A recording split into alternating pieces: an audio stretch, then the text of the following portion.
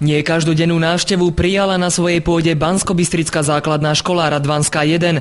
Tá totiž nadväzuje nový kontakt so základnou školou v slovinskom meste Celie. Na začiatku vznikajúceho priateľstva bolo vystúpenie školského speváckeho zboru Vodopád. Vďaka tomuto speváckému zboru sme nadviazali úžasné kontakty. Našli si nás priatelia zo Slovenska, z družobného, teda dúfajme, že z družobného mesta Celie, ktorí dnes prišli medzi nás. My súdelujeme Naša škola je zaradená do projektu Európskej únie Európska dedina, ktorý podporuje myšlienku priateľstiev škôl z jednotlivých krajín únie.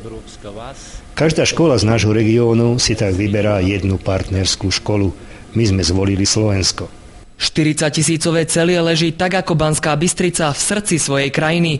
Partnerskú základnú školu navštevuje 420 žiakov a celý tento školský rok žije v slovenskom duchu. S pomocou vašej školy sme u nás zriadili slovenské kútiky. Všade v triedach či na chodbách máme rôzne informácie o Slovensku. Celá škola vlastne žije takým slovenským duchom. No a o vašej krajine sa naše deti dozvedajú aj na vyučovacích hodinách. Návšteva zo Slovenska zavítala do Radvane počas Dňa otvorených dverí tunajšej školy. So sebou priniesla propagačné materiály o svojej krajine, meste a škole. Chceli by sme odplatiť pomoc základnej školy Radvanská pri spoznávaní Slovenska. A tak sme k vám priniesli kus Slovenska. Potom už Radvančania predstavili svoju školu a jej najväčšiu pýchu, triedy s rozšírenou výučbou matematiky a prírodovedných vied. Naše talenty nás reprezentujú a dosahujú veľmi krásne výsledky v rámci nielen okresu, ale aj kraja Slovenska.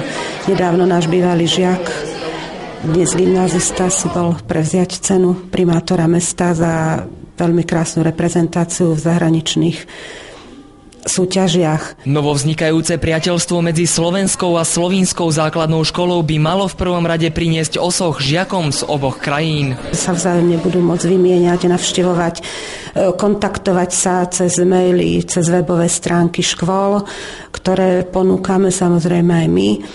A myslím si, že takéto priateľstvá budú veľkým prínosom do budúcna pre nás všetkých.